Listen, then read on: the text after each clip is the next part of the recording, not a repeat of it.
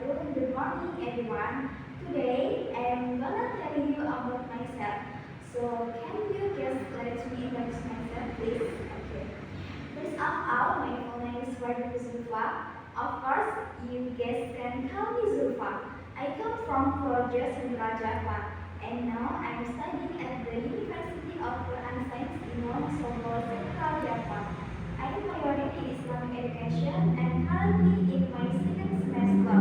I really enjoy my daily college life.